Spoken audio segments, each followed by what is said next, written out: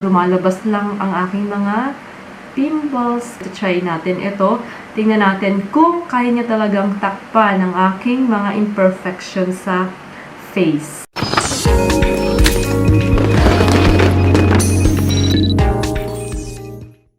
Hey guys! Welcome to my YouTube channel. In this video, we are going to review the BYS Matte Cream Foundation. So, itong foundation na to guys is nabili ko siya from Watson for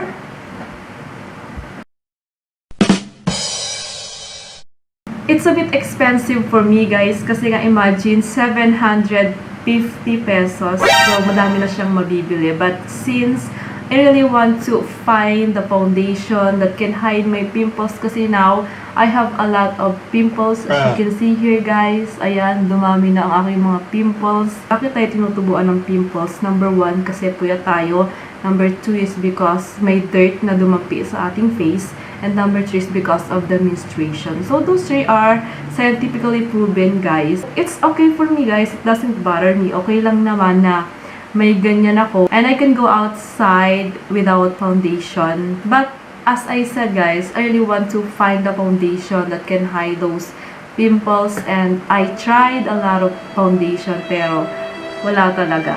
They can't hide it. And kapag nilagay ko is lumalabas lang ang aking mga pimples. Kaya ngayon, I have here this BYS Matte Cream Foundation. So, ito-try natin ito. Tingnan natin kung kaya niya talagang takpan ang aking mga imperfections sa face. Ito guys, ang itsura niya. The color of this is black. As you can see, ayan. And then, it has a plastic seal here. Ayan. And then, ito yung name niya, which is the BYS Matte Cream Foundation Natural Beige. And then, dito naman guys, sa likod, nandito ang ingredients. And then, dinisign siya and dinistribute from Australia. Ayan. And then, the price of that is here also. So, let us open this one. Tanggalin natin yung kanyang seal. Ayan ang seal guys. So, super easy lang naman yan tanggalin. Unlike kapag kami mga seal kasi talaga na mahirap tanggalin. So, let us open this guys. Ito na. Yan, kapag binuksan nyo yan from the front side, ito ang kanyang itsura. So, ito yung foam. Applicator yan guys. Naka-separate etong foam doon sa foundation. So, ito siya guys. And, meron din itong mirror here. Yan ang kanyang mirror. Tingnan natin kung cover nito ang pimples na nasa face ko. But before that, I will just settle my hair. Ayan, para na akong nene dito. Yung nakaganyan ng hair. Okay, so apply na natin. Napadami yata. The color of this parang hindi niya ka-color ang aking skin. I don't know kung magiging ka-color din yan. Kasi may mga foundation na sobrang puti. And then habang tumatagal guys, is nagiging ka-color na rin siya ng face.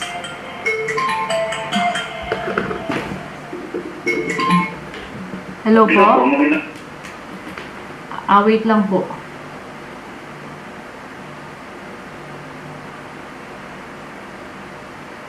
Hello po? Okay, so yan na siya guys. Ganyan ang kanyang itsura. Medyo may mga dark spot pa rin ako nakikita dyan. Ipat lang natin siya. Hindi talaga siya pwedeng idadump mo lang ng paganyan. Kasi hindi siya kumakalat ng husto.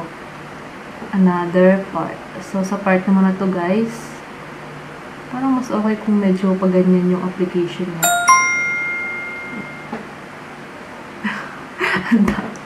Ang dami dito guys, oh.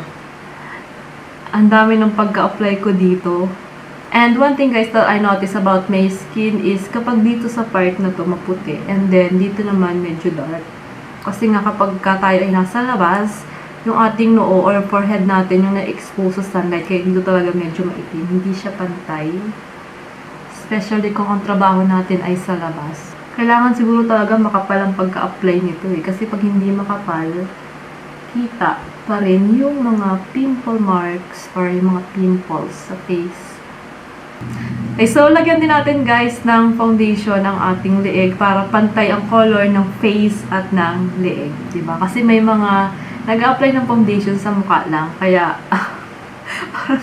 parang nagiging espasol yung face, and then kitang-kita itim yung ganito.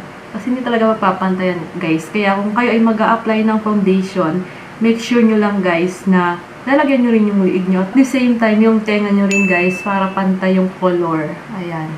So, this is my natural complexion. And then, ito naman yung foundation. And medyo malapit naman, guys. Hindi naman talaga yung puting-puti na parang espasol ang face. Pantay naman siya kahit pa paano.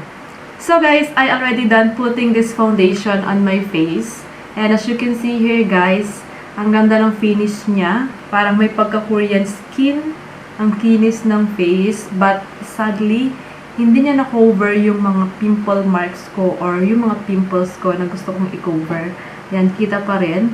And nakailang lagay na ako dito, ganun pa rin, kita pa rin yung dark. Maybe the thing that I will do next is maghahanap ako ng mga concealer na pwedeng ma-hide yung mga pimple marks ko sa face. Let me just finish my look before I give my comment about this BYS Matte Cream Foundation. So guys, maglalagay ulit tayo ng kilay dito. Ang lalagay ko is ito. Yan, gamit na yan guys. Just a little bit lang naman. Ang ilalagay nating loose powder guys is yung Mary Kay. And yung kanyang shade is beige 1.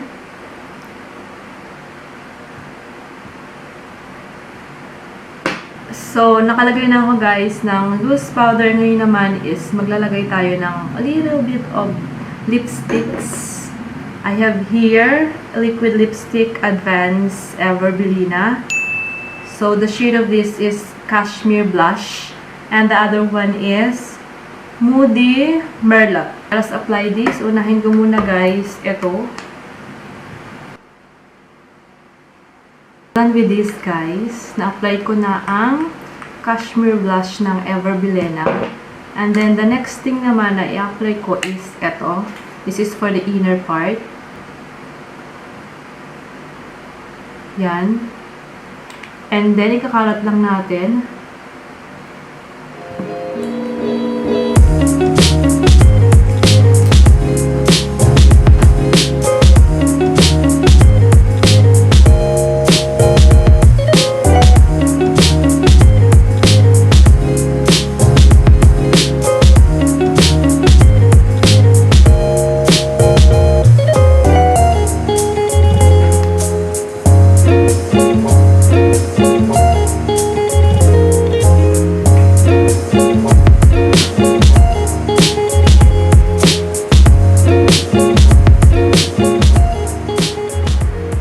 A few inches later. We are done with the simple makeup. Ayan, kumpleto na yan guys. I just put a little bit of makeup. Konting-konti lang. Kasi I am already satisfied with kilay and lipstick alone lang. Hindi talaga ako ma-apply ng maraming makeup. Especially everyday. Konting makeup lang ina-apply ko. So, ito na yung looks na nagawa ko. Ayan. So, let us review the product, which is the BYS Matte Cream Foundation. So, the appearance of this is okay for me. Black color. Kasi yung color na to, even though luma na yung products, hindi natin gaano mahalata. Unlike kapag mga lighter colors, madali siyang makita na luma na kasi yung mga prints niya nabubura and then yung kulay niya nawawala na rin. Well, ito black. Punasan lang natin ito, malinis na, and then mukha pa rin siyang bago. And what I really like about this product, guys, is yung loob niya, which is nakahiwala yung foam. Ito, yung pang-apply doon sa foundation. And with bonus pa siya, guys, meron siyang mirror dito. Ayan. Gusto ko yung ganitong klase ng foundation. Unlike yung ibang mga foundation kasi, guys, hindi siya nakahiwalay. Nakapatong lang yung foam doon sa may foundation. Which is parang sa akin kasi, nalalagyan ng foundation ito. And then, nasasayang lang siya. Especially ito cream, guys. Natutuyo ito. Kaya, kapag ka nakadikit siya, nasasayang lang. And since nakahiwala ito, guys, save natin yung products. At saka, malinis siya tingnan. Maayos. Hindi siya kalat-kalat. Although, kalat-kalat siya sa part na to. Pero, dito naman, hindi siya magkakalat-kalat. Labas pa rin, guys, yung mga pimple marks ko, as I said before. Yan, kitang-kita. Pero siguro if I have no pimples, mas maganda yung finish niya. So, para hindi na lang halata ang mga pimples ko, I will just put my hair here. Ayan. Para kunwari, flawless. Pero, hindi naman talaga siya flawless. Kasi ang dami kong pimples. So, ewan ko ba? Kasi when I was high school, wala talaga akong pimples. And then, nung nag-college naman ako, siguro mga isa, dalawa lang. Pero ngayon, sa age ko na to, tsaka sila naglabasan. Maybe because of the products that I applied on my face, marami na kasi sila, na-irritate siguro. So, pag nakaganito, okay siya. It looks good. Pero pag nakaganyan, okay pa rin, kaya lang kita siya. Kita ang imperfection sa aking face. Bruh. Ito guys, ang itsura niya kapag ka malayo. Ayan, I don't know if you could still see my pimple marks or my pimples.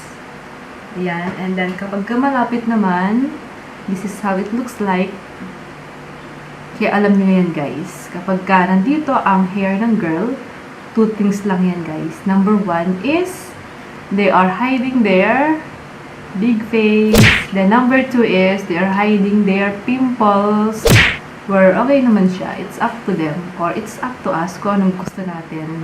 Well, in my case, I will just put it here para hindi kita ang aking mga pimple marks. So, final judgment guys, if I like this foundation on my face, and I will say that I like this foundation, and I will use it. Siguro kapag mag-vlog ako, ito ang gagamitin ko. Kasi maganda naman talaga ang finish niya. And as I said before, I will just look for the better pimple concealer para hindi nahalata yung pimples ko kapag naglagay ako ng foundation. Thanks for being my viewers. I hope you have a good life. So, sa mga hindi pa nakasubscribe guys, please subscribe to my YouTube channel and don't forget to click the notification bell so that you will be informed kapag may future videos ako. That's all. Bye guys!